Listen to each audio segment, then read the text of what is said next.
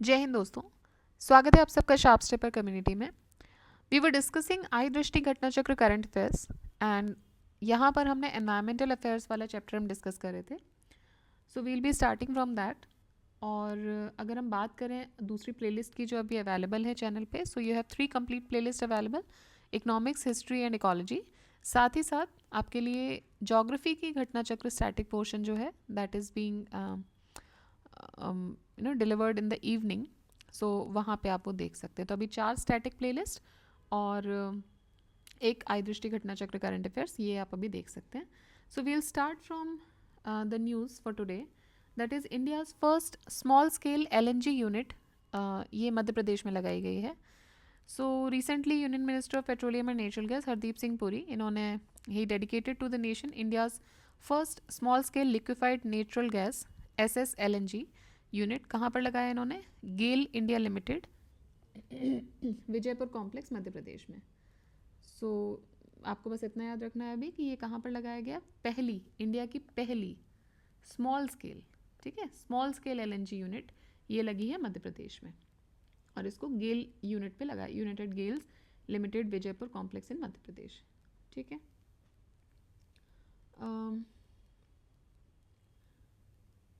Country में 17,500 CNG station होंगे और around 120 million 120 million PNG domestic connections हो जाएंगे 2030 तक। ये इन्फॉर्मेशन मिनिस्टर साहब ने दी थी कि भाई जो that country will have 17,500 CNG stations and 120 million PNG domestic connections by 2030।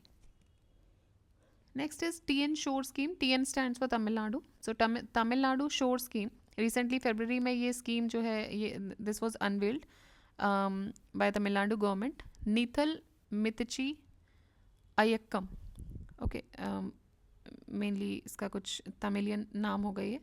So this is a scheme to restore the coastal resources. अब ये स्कीम किस लिए, थोड़ी सी देखिए इसका जो थीम है वो भी थोड़ा डिफरेंट है। किस लिए है? टू रेस्टोर जो कोस्टल रिसोर्सेज हैं across the 14 districts of the state जो इन्होंने सिलेक्ट किए होंगे, वहाँ से कोस्टल रिसोर्सेज को रेस्टोर करना।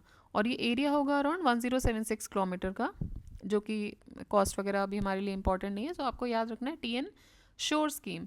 यहाँ पे किया जाएगा, जो भी कुछ 14 डिस्ट्रिक्ट्स इन्होंने कुछ सिलेक्ट किए हैं वहाँ से कोस्टल रिसोर्सेज को रिस्टोर किया जाएगा। मेजर एम देख ही लिया हमने कि कोस्टल बायोडाइवर्सिटी को एनहेंस करना, कोस्टल प्रोटेक्शन, लाइवलीहुड जो भी लोग कोस्टल कम्युनिटीज़ जो वहाँ रह रही हैं, पॉल्यूशन कंट्रोल करना। कोस्टल मेनली फोकस है सब कोस्टल एरियाज़ में। 4 इसके एम है: coastal biodiversity, coastal protection, livelihoods of coastal communities को इम्प्रूव करना, as well as pollution control करना कोस्टल एरियाज़ में। ब्लू फ्लैग सर्टिफिकेशन भी 8 बीचेस के लिए दिया गया। सो ये ऑब्टेन किया गया कोवलम के लिए in Chengalpattu district. Major beaches around the state, इनमें अगर आप देखोगे तो मरीना है चेन्नई में, Ariyaman, Ramanathapuram, Kayalpattinam, Thoothukudi, Kodaivilai Tirunelveli, Kameswaram Nagapattinam, Kattumavadi in Pudukkottai, silver beach in Cuddalore and Marakkanam in Villupuram, ये डेवलप किए जाएंगे under the blue flag certification. So नाम इसलिए ले दिए कि इन केस अभी तो डेवलप किए जाएंगे, सो इन केस फ्यूचर में इनके बारे में कोई भी चीज़ होती है then you can have a memory of it. So recently अगर हम देखें तो ये मिला है कोवलम को, ठीक है। नेक्स्ट देखते हैं state of the world migratory species. State of the world migratory species ये लॉन्च किया गया। पहला the first ever state of the world's migratory species was launched. तो ये पहली है, the first ever report. Launch किसने किया है? So it has been launched by convention on conservation of migratory species of wild animals, CMS. So it is a UN biodiversity treaty at the opening of a major UN wildlife conservation conference. Report को release किया UN environment programme conservation monitoring centre के द्वारा and ये release की गई थी फरवरी में। की हाईलाइट्स की बात करें तो while some of the migratory species listed under CMS ये इम्प्रूव कर रही हैं एंड नियरली हाफ, मतलब कि 44% जो है उनकी पॉपुलेशन डिक्लाइन कर रही है, ठीक है। तो मतलब 44% जो बर्ड की स्पीशीज़ है उनकी पॉपुलेशन डिक्लाइन कर रही है एंड बाकी जो 56% है they has been seen an improvement. So more than 1 in 5, मतलब 22% CMS लिस्टेड स्पीशीज़ जो हैं वो थ्रेटेंड हो चुकी हैं, they are threatened with extinction and nearly all of CMS listed fish, देखिए अब यहाँ इंपॉर्टेंट हो जाता है, नियरली ऑल, मतलब 97% ऑफ CMS लिस्टेड फिश जो हैं they are threatened with extinction. तो पता चल रहा है कि भाई थ्रेटनिंग रेट जो है वो बढ़ रहा है, खासकर एक्वेटिक, खासकर फिशेज में अगर हम देखें। एक्सटिंक्शन रेट जो है it is growing for migratory species globally, खासकर उनमें भी जो CMS की लिस्ट में नहीं है।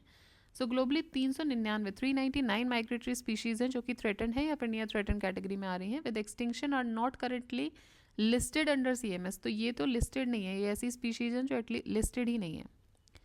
The main focus of the report is 1189 animal species जो कि रिकॉग्नाइज की गई हूँ CMS पार्टीज़ के द्वारा as needing international protection and are listed under CMS, though it also features analysis linked to over 3,000 additional non-CMS migratory species, and the species which are listed under the convention are those at risk of extinction across all or much of their range or in need of coordinated international action so that उनका conservation status जो है वो boost हो जाए. Next is Green Fuel Alliance India, GFAI Limited, GFAI initiative. So Denmark ने announce किया है green fuel alliance India initiative, ठीक है. So this has been announced by Denmark. अब अगर क्वेश्चन सिंपल पूछा जा सकता है यहाँ पे कि भाई ग्रीन फ्यूल अलायंस इंडिया में कौन सी कंट्री इंडिया के साथ अलायंस कर रही है, तो दैट इज़ डेनमार्क. देखिए अनाउंस हुआ था ये ग्लोबल इन्वेस्टर्स मीट जो कि तमिलनाडु में हुई थी, वहाँ पे इसका अनाउंस किया गया था. ये क्यों किया जा रहा है? To boost the collaboration between the two countries in a sustainable energy solution sector and advance its joint global goal towards carbon neutrality, ठीक है.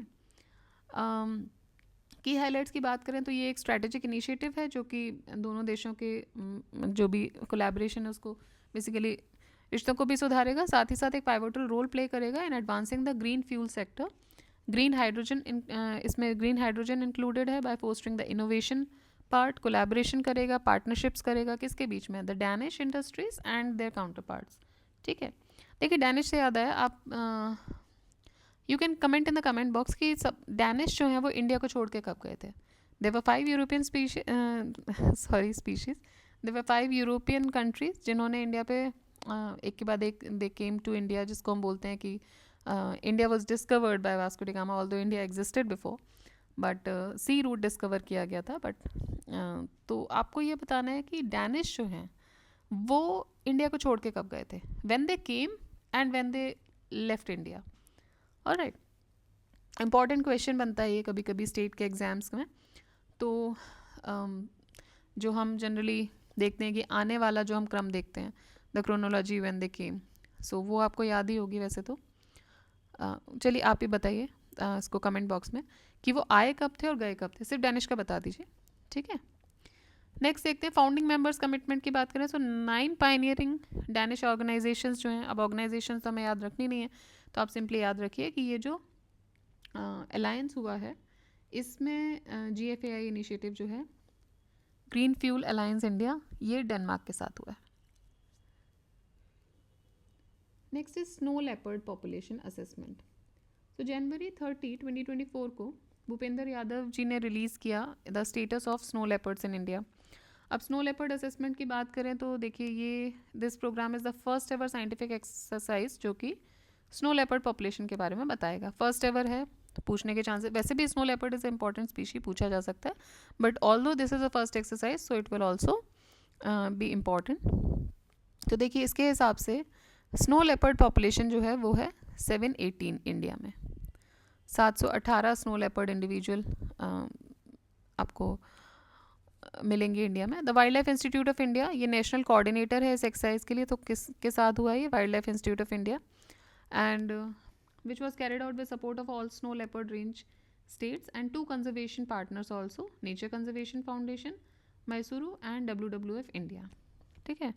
तो 2 कंजर्वेशन पार्टनर्स भी हैं इसमें. Wild life institute of India ये नेशनल कोऑर्डिनेटर है और इसके साथ ही 2 कंजर्वेशन पार्टनर्स भी हैं, nature conservation foundation Mysuru and WWF India. Snow leopard occupancy की बात करें तो ये एरिया वाइज अगर हम देखें तो 93392 स्क्वायर किलोमीटर में मिली है एस्टिमेटेड प्रेजेंस, इतने में, इतना हमारे लिए इंपॉर्टेंट नहीं. Total 241 unique snow leopards were photographed and data analysis अगर हम देखें तो सबसे ज़्यादा जो स्नो लेपर्ड्स हैं वो कहाँ मिलते हैं, लद्दाख में। ठीक है, maximum number of snow leopards 477, देखिए 718 में से 477, मोर देन 50% तो आपको लद्दाख में मिल रहा है। देन उत्तराखंड, सेकेंड नंबर पे Uttarakhand 124, third is Himachal 51, fourth is Arunachal 36, fifth Sikkim 21, sixth Jammu Kashmir 9। So if we see, अब यहाँ से भी क्वेश्चन बन सकता है कि सबसे ज़्यादा कहाँ मिलेंगे, तो लद्दाख में सबसे ज़्यादा हैं, देन उत्तराखंड, देन हिमाचल, उसके बाद अरुणाचल प्रदेश, उसके बाद आएगा सिक्किम। सिक्किम अरुणाचल में कन्फ्यूजन हो सकता है, ऑल्दो ये फर्स्ट नंबर पे नहीं है तो इतना कन्फ्यूजन ना भी हो, बट होता है। और लास्ट में सबसे कम आ जाएंगे जम्मू कश्मीर। अब आपको देखिए ऑप्शन में दिया जा सकता है कि जम्मू कश्मीर में सबसे ज़्यादा हैं, ऑल्दो किस में सबसे ज़्यादा हैं, चूँकि अब लद्दाख जम्मू कश्मीर अलग अलग हो गए, यूटीज़ बन गए हैं, तो we have to take separate. अगर पहले स्टेट होता है एक था तो भाई ऑब्वियस सी बात है कि 486 नंबर अगर निकलता, क्योंकि इसके 9 भी जोड़ लो इसमें, तो इतना तो ये जम्मू कश्मीर में होता है बिकॉज वो स्टेट था, स्टेटहुड था। अभी दोनों को अलग कर दिया गया, यूटी बन गए हैं, तो अब लद्दाख को आपको पॉइंट आउट करना पड़ेगा। तो क्वेश्चन में कंफ्यूज करने के लिए बोल सकते हैं ना, क्रोनोलॉजी पूछ लिया जाए या नॉर्मली सिंगल स्टेटमेंट में भी पूछ लिया जाए, तो जम्मू कश्मीर में सबसे ज़्यादा है, नहीं लद्दाख में सबसे ज़्यादा है। और सेकंड नंबर पे भी नहीं है जम्मू कश्मीर, आप देखेंगे तो नंबर में सबसे कम है, जम्मू कश्मीर में सिर्फ 9 है।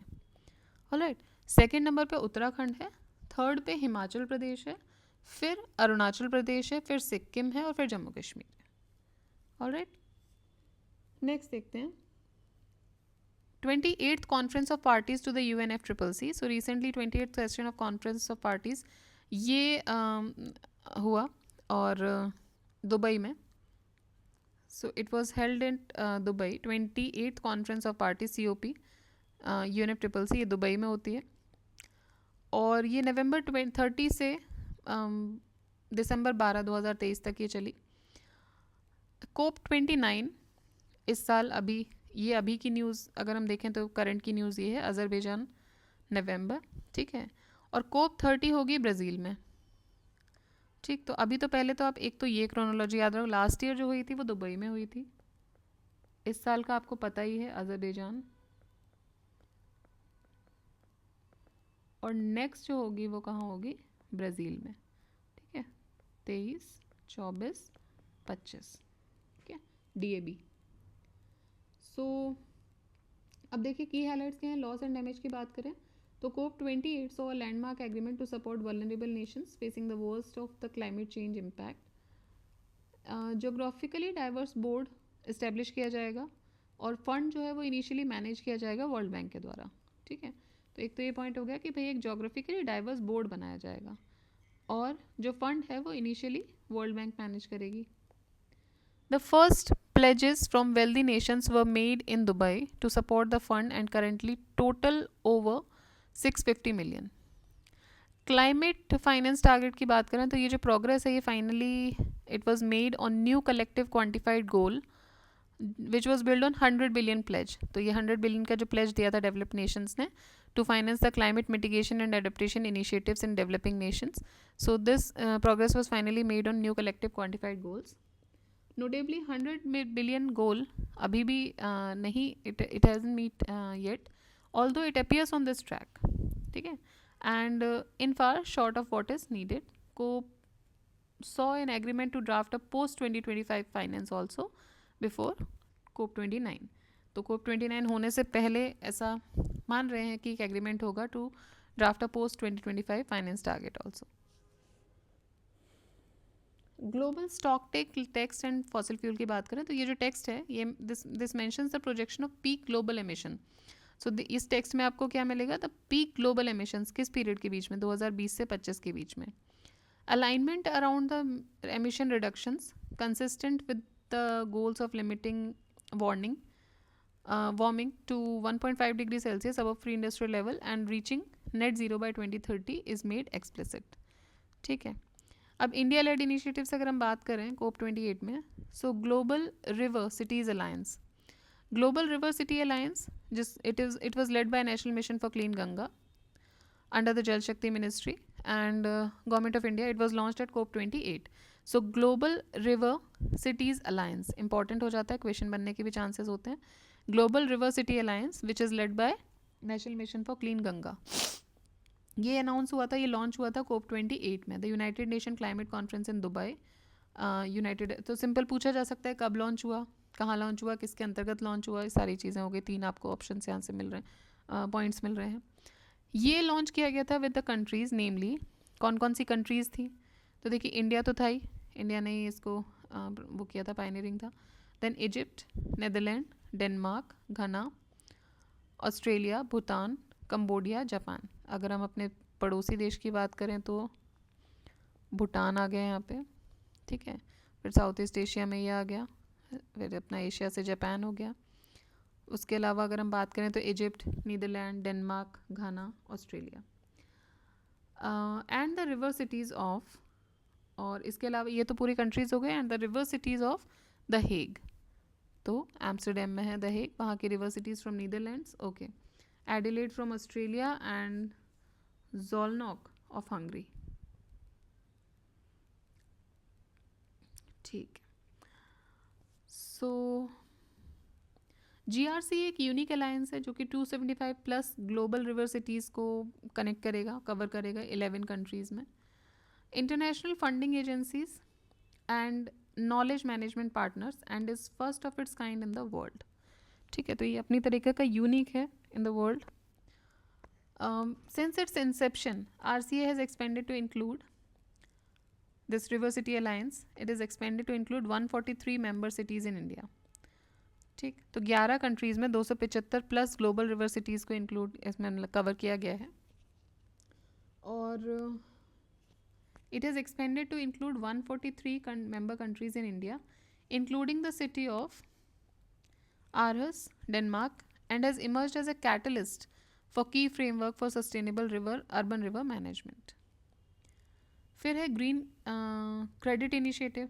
तो ये भी मोदी जी ने अनाउंस किया था at the launch of green credit initiative eight COP28. तो 2 चीज़ें लॉन्च हुई थी, एक तो ग्लोबल रिवर सिटीज़ अलायंस और green credit initiative summit, which was backed by multiple world leaders at the meeting. This initiative was first introduced by Ministry of Environment in October 13, 2023. 2 main priorities हैं इस initiative की, water conservation and afforestation. ठीक है, तो ये जो green credit initiative है GCI, इसके 2 मेन प्रायोरिटीज़ हैं, water conservation and afforestation. Scheme के अंतर्गत ग्रीन क्रेडिट्स जो हैं वो असाइन किए जाएंगे स्पेसिफिक एनवायरमेंटल एक्टिविटीज़ को and will be treated as tradable commodities. ये जो ग्रीन क्रेडिट्स हैं this will be able to be sold on domestic market platform. ठीक है, तो इसको आप बेच भी सकते हो डोमेस्टिक मार्केट प्लेटफॉर्म पे and you can earn your green credits there. तो ये कुछ इनिशिएटिव, 2 मेजर इनिशिएटिव हुए, ग्रीन क्रेडिट इनिशिएटिव और साथ ही साथ ग्लोबल रिवर्स सिटी अलायंस. तो ये जो है ये मोदी जी ने लॉन्च किए थे, मतलब उन्होंने basically pioneering, he was one of the pioneer of these global river city alliance as well as green credit initiative. लेकिन कहाँ किए थे ये आपको याद रखना है, इस साल वाले में नहीं हुए, अजरबैजान वाले में नहीं हुए हैं, ये हुए हैं COP28 दुबई में. और इस साल वाला जो कोप हुआ है उसमें अलग की पॉइंट्स हैं, तो वो डिस्कस करने हैं, वील डिस्कस देम. अब देखते हैं climate change performance index 2024. So in a significant stride towards sustainable practices, India has ascended to the 7th position. तो इस साल इंडिया 7th पोजीशन पे आया in the climate change performance index CCPI. The announcement came during the global COP28 held in Dubai and where India reaffirmed its status among the top performers for the 5th consecutive year. Release करता है इसको German watch, new climate institute and climate action network. और Dubai में जब COP28 हो रहा था तभी रिलीज़ की गई थी 8 दिसंबर को. Top performing countries and India's position, तो इंडिया की रैंक है 7th, 1 move up from the previous year 8th position. देखिए फिर से इस साल शुरू की 3 रैंक पे कोई भी कंट्री नहीं है. India effectively stands 4th in global climate performance. तो अगर हम इनको गिने ही ना, क्योंकि फर्स्ट 3 पे उन्होंने रखा है कि भाई इतना स्कोर कोई कर ही नहीं पाया जो इस क्राइटेरिया पे फिट बैठे, तो if these are not counted तो टेक्निकली इंडिया जो है वो 4th पोजीशन पे है. Denmark, Estonia, Philippines, India. Netherland भी इंडिया से पीछे हो गया. ठीक है.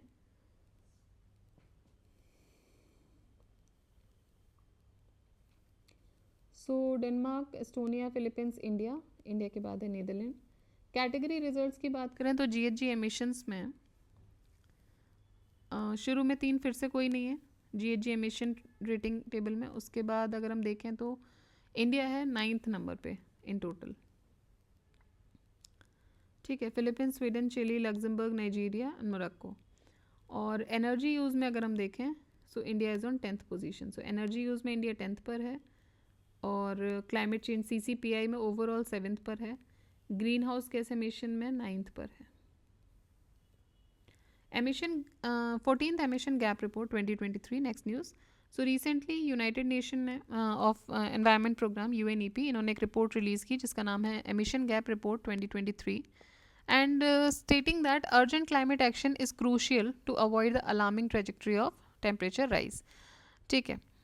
So they were it was reported in the this emission gap report that urgent climate action बहुत ही ज़रूरी है.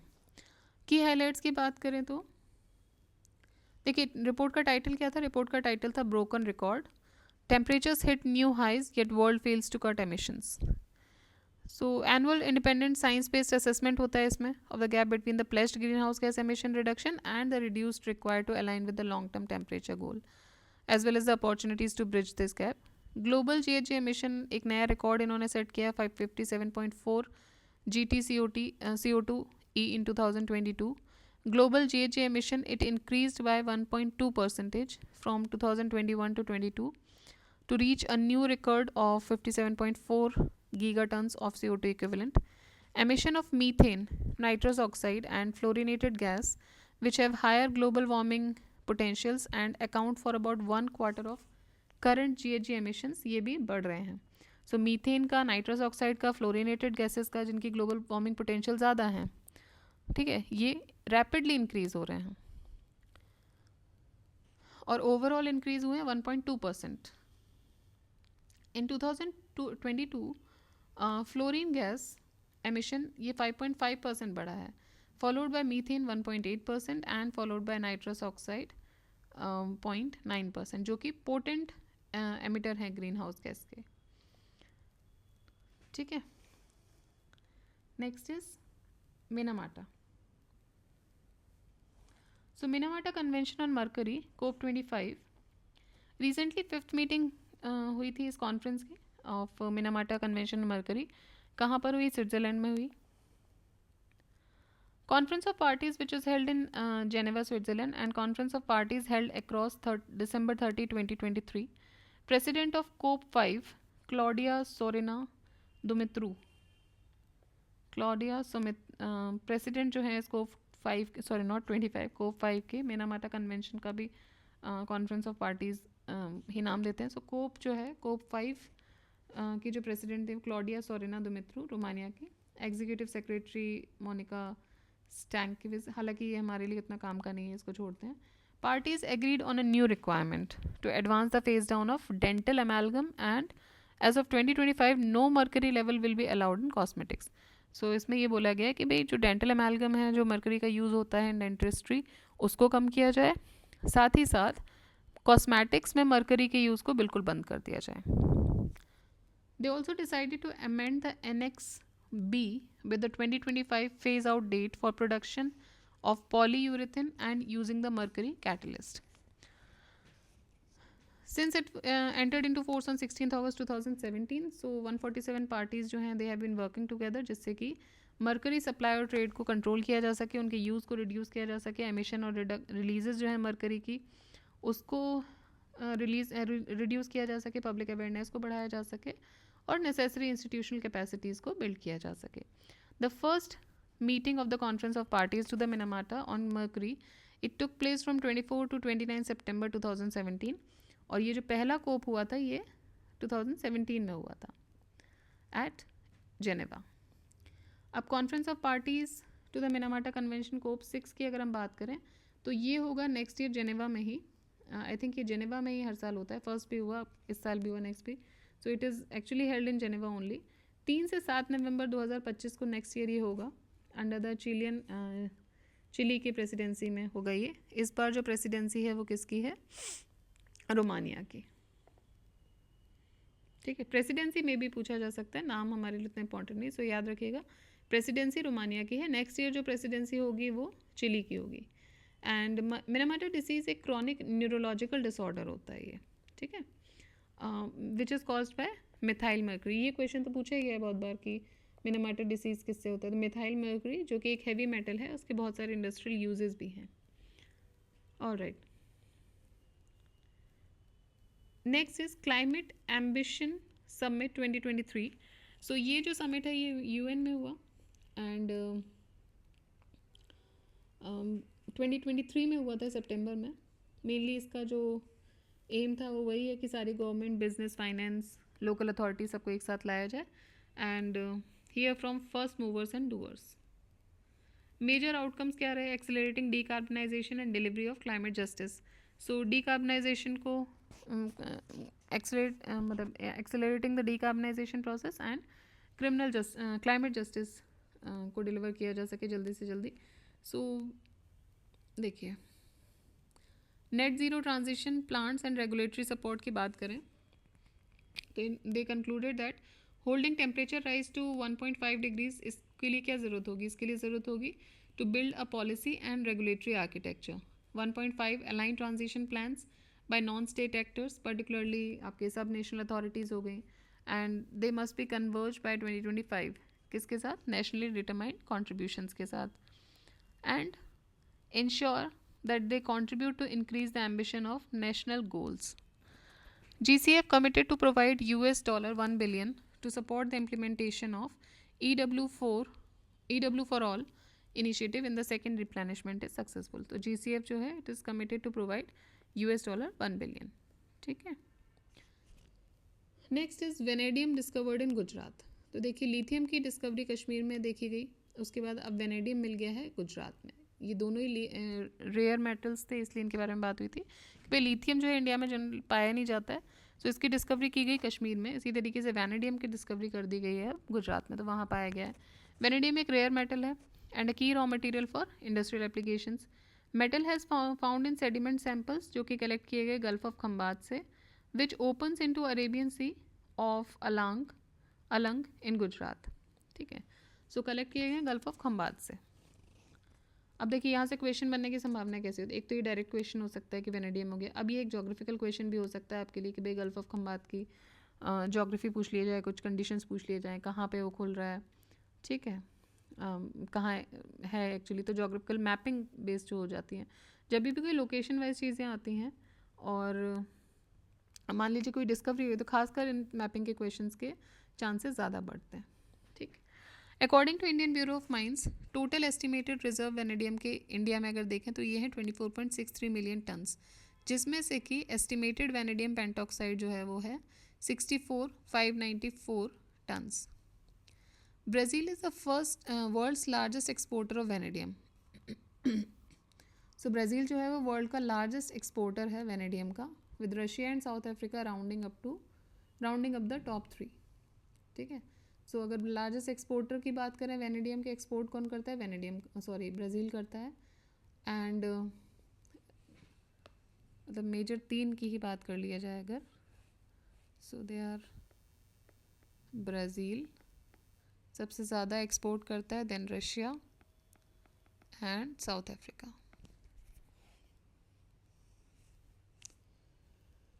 Smart city mission India localising sustainable development goals report. So Droupadi Murmu ji ने ये एनुअल स्मार्ट सिटी कॉन्क्लेव किया इंदौर में. इसको पब्लिश किया गया UN housing and urban affairs, ministry of India, UN habitat के द्वारा. रिपोर्ट 2023 में रिलीज़ की गई थी सितंबर में. Report smart city mission India localising sustainable development goals. This was the upshot of what officials said, and this was the first such exercise to map all the projects of a national mission against the global goals. ठीक है, तो it is about to map जितने भी projects चल रहे हैं national mission के against the global goals, उनकी मैपिंग करनी है. एंड साथ ही साथ इस रिपोर्ट में बोला गया है about the transformation of 100 cities across India as part of the smart city mission which will be examine through the lens of SDGs। तो जो भी आप स्मार्ट सिटीज़ बना रहे हो, 100 स्मार्ट सिटीज़ की बात की है, तो वो जो 100 स्मार्ट सिटीज़ हैं they should be aligned with sustainable development goals. ठीक है। SCM involves around 8 projects, that is smart city mission जो है it is examined through the lens of SDGs and it involves 8,000 projects and this report showcases India's commitment to Agenda 2030. Key findings की बात करें, so it also mentioned the project in Indore which is used a gravity based network to prevent 205 MLD of untreated sewage from entering the Kahan river of Saraswati river and network of 25 drains. तो भाई बहुत सारे project के बारे में बात हुई है। सो एक प्रोजेक्ट के बारे में बात हुई है, द प्रोजेक्ट इन इंदौर, जो कि एक ग्रेविटी बेस्ड नेटवर्क है to prevent 205 MLD of untreated sewage. ठीक, तो इसको जो बेसिकली एक काहन नहीं, एक खान नदी होनी चाहिए, इंदौर में खान नदी बहती है। ठीक है, तो वहाँ पे क्या है ना, that was a very Payas kind of river, but धीरे धीरे अनट्रीटेड सीवेज जो सिटी से जो भी आपका सीवेज निकल रहा है, जो भी वेस्ट है, वो सब उसी में डालते डालते धीरे धीरे वो अब एक तरीके से नाले में तब्दील हो गई, मान लीजिए।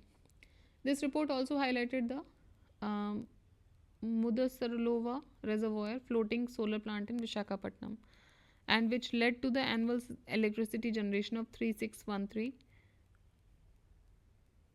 megawatt and saved 0.28 million.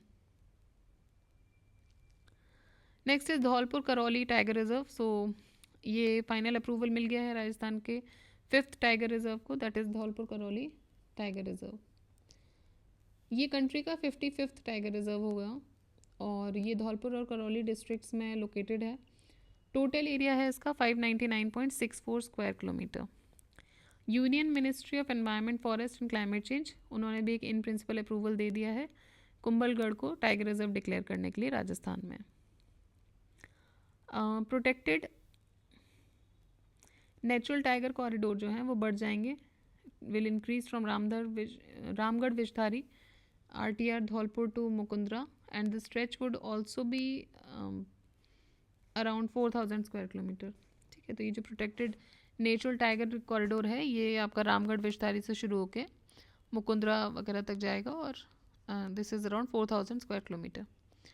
Number of tigers अगर हम देखें राजस्थान में तो बढ़ गए हैं। ठीक है, दे हैव इंक्रीज, 32 थे 2006 में, सो 88 हो गए 2022 में।